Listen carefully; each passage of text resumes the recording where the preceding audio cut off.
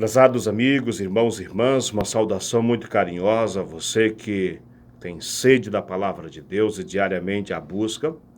Eu partilho a catequese, a reflexão do Evangelho segundo São João, capítulo 10, esses versículos 22 até o 30.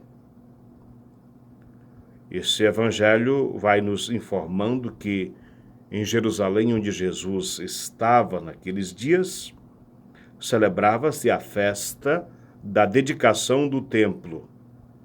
Certamente essa informação pode nos ajudar a compreender o contexto das palavras de Jesus naquele momento. O que seria a festa da dedicação do templo de Jerusalém? Primeiro vou lhe dizer que templo era esse? O templo de Jerusalém, claro, mas não era o templo de Salomão, pois o templo de Salomão foi destruído quando Nabucodonosor, rei da Babilônia, o invadiu e destruiu, no ano 587 a.C. O templo que Jesus frequentou nas grandes peregrinações foi o templo reconstruído no retorno dos exilados. O restaurador do templo foi Herodes Magno. Por isso, esse templo também foi chamado de Templo de Herodes. Na verdade, o templo do povo judeu. É ali que Jesus aparece, é ali, nesse templo, que Jesus questiona com a sua palavra algumas autoridades. É ali que Jesus vivencia a sua fé como leigo, participando das atividades religiosas. O templo que aparece no Novo Testamento é esse templo, que na verdade foi reconstruído por Herodes Magno. Não se preocupe, essa informação ela é apenas um dado histórico que a gente quer situar, porque se estava comemorando a dedicação. Essa é uma linda história que está contada no livro dos Macabeus, no Antigo Testamento. Por um tempo, os pagãos da Síria dominaram o povo de Deus e pintaram e bordaram no templo de Jerusalém. Foi um tempo de muito sofrimento e humilhação, mas afinal, sob a liderança de Judas Macabeu, o povo conseguiu expulsar os dominadores de suas terras. Depois que limparam e consertaram o que podiam do templo, fizeram uma linda festa para purificá-lo e dedicá-lo de novo ao culto a Deus. Cada ano, com essa festa, recordavam essa dedicação do templo ao Senhor, uma vez profanado pelos pagãos. O templo de Jerusalém, só existia um templo em todo o país. Nas cidades, outras o que havia eram sinagogas, um lugar de culto, de estudo da palavra de Deus. Mas templo só havia um no país, onde se fazia a oferta das oblações, que se apresentavam a Deus os sacrifícios.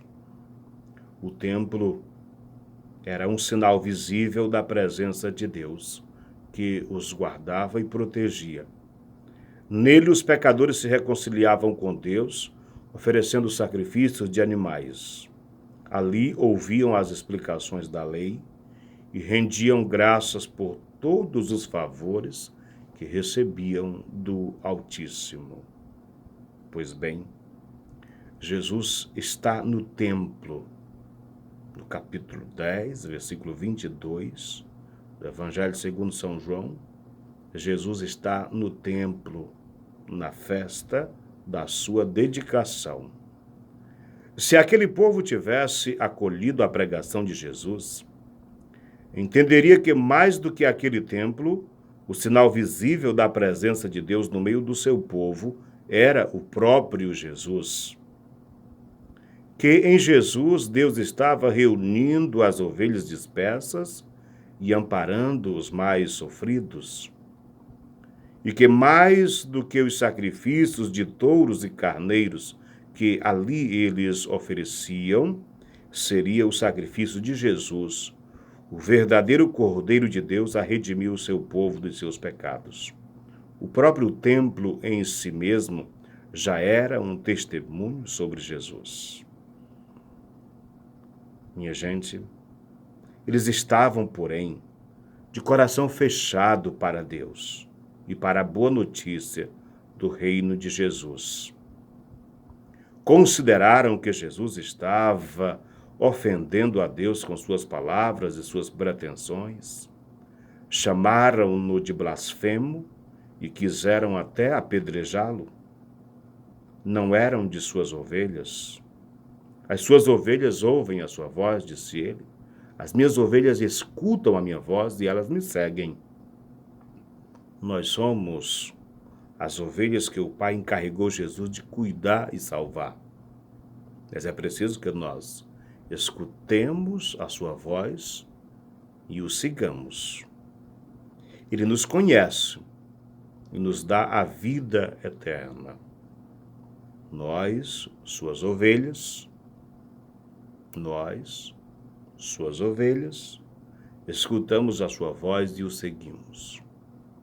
Ele nos tranquiliza, não nos perderemos e não seremos arrancados da mão de ninguém. O Evangelho diz assim, ninguém vai arrancar da mão do Pai. E nos diz o porquê. Ele e o Pai são um só. Assumiram a nossa causa. Deus assumiu a nossa causa. Jesus manifesta o Pai e com o Pai ninguém pode. Ninguém pode nos arrancar de Deus, se nós quisermos ficar unidos a Deus. Também é uma questão de opção. Pois ninguém fica com ele à força, mas se fica com ele por vontade própria. É preciso querer, querer estar unido. E se nós quisermos, ele assume a nossa defesa. Pois bem, minha gente, estes versículos que relatam para nós a dedicação do Templo de Jerusalém, certamente você deve ter compreendido muito bem. Ficou claro, não é? Mais do que o templo, Jesus, que era, na época de Jesus, o sinal visível da presença de Deus, mais do que o templo, Jesus agora é a presença salvadora de Deus no meio do seu povo. Ele é o bom pastor que dá a vida por nós, que somos, na linguagem figurada, suas ovelhas. Ninguém vai nos dispersar nem nos arrancar de suas mãos. Ele nos revela que o Pai que cuida de nós, nos defende, nos salva, nos constitui seu rebanho.